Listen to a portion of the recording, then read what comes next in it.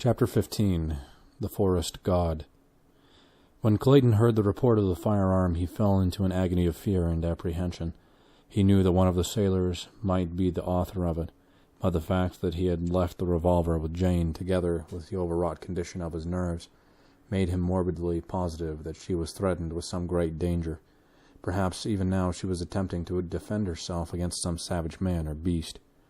What were the thoughts of his strange captor or guide? Clayton could only vaguely conjecture, but that he had heard the shot and was in some manner affected by it was quite evident, for he quickened his pace so appreciably that Clayton, stumbling blindly in his wake, was down a dozen times in as many minutes in a vain effort to keep pace with him, and so was left hopelessly behind. Fearing that he would again be irretrievably lost, he called aloud to the wild man ahead of him, and in a moment had the satisfaction of seeing him drop lightly to his side from the branches above. For a moment Tarzan looked at the young man closely, as though undecided as to just what was best to do. Then, stooping down before Clayton, he motioned him to grasp him about the neck, and, with the white man upon his back, Tarzan took to the trees. The next few minutes the young Englishman never forgot. High into the bending and swinging branches he was borne, with what seemed to him incredible swiftness, with Tarzan chafed at the slowness of his progress. From one lofty branch the agile creature swung with Clayton through a dizzy arc to a neighboring tree. Then, for 100 yards, maybe the sure feet threaded a maze of interwoven limbs, balancing like a tightrope walker high above the black depths of the verdure beneath.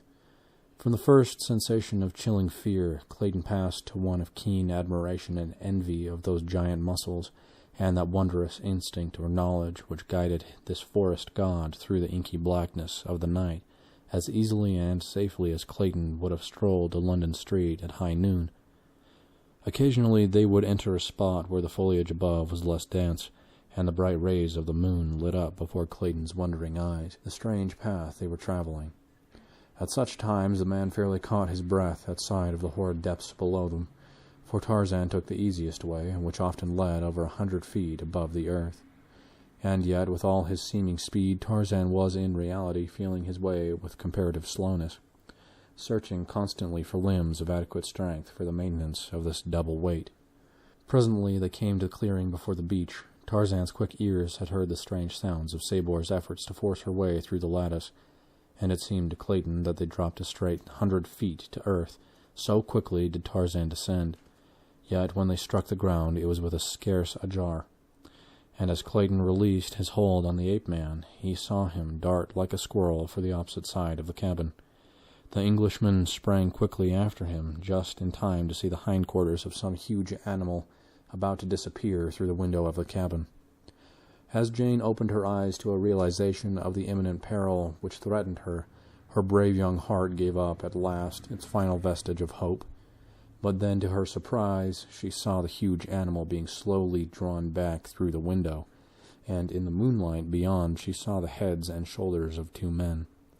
As Clayton rounded the corner of the cabin to behold the animal disappearing within, it was also to see the ape-man seize the long tail in both hands and bracing himself with his feet against the side of the cabin, throwing all his mighty strength into the effort to draw the beast out of the interior. Clayton was quick to lend a hand, but the ape-man jabbering to him in a commanding and peremptory tone, something which Clayton knew to be orders, though he could not understand them. At last, under their combined efforts, the great body was slowly dragged farther and farther outside the window, and then there came to Clayton's mind a dawning conception of the rash bravery of his companion's act. For a naked man to drag a shrieking, clawing man-eater forth from a window by the tail to save a strange white girl was indeed the last word in heroism.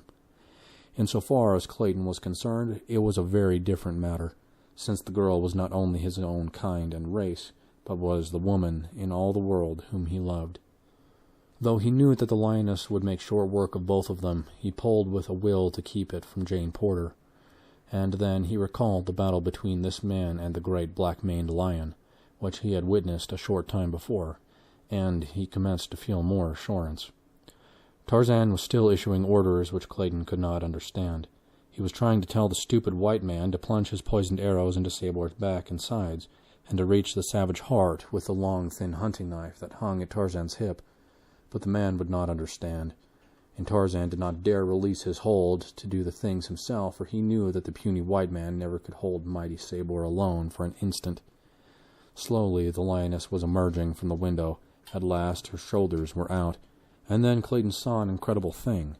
Tarzan, racking his brains for some means to cope, single-handed with the infuriated beast, had suddenly recalled his battle with Turquoise, and, as the great shoulders came clear of the window so that the lioness hung upon the sill, only by her forepaws, Tarzan suddenly released his hold upon the brute.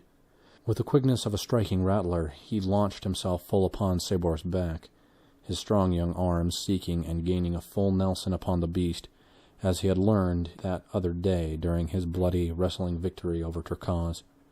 With a roar, the lioness turned completely over upon her back, falling full upon her enemy, but the black-haired giant only closed tighter his hold.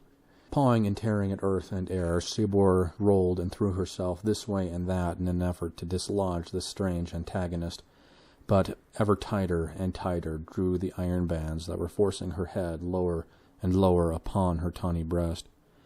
High crept the steel forearms of the ape-man about the back of Sabor's neck. Weaker and weaker became the lioness's efforts. At last Clayton saw the immense muscles of Tarzan's shoulders and biceps leap into corded knots beneath the silver moonlight. There was a long, sustained, and supreme effort on the ape-man's part, and the vertebrae of Sabor's neck parted with a sharp snap.